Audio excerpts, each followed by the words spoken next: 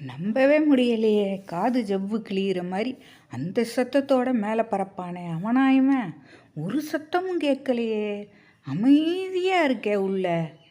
அடக்கடவுளே, நாம் தான் காதில் இயர்பட்ஸ் போட்டிருக்கோம், அதனால தான் ஒரு சத்தமும் காதில் ஒழுகலை.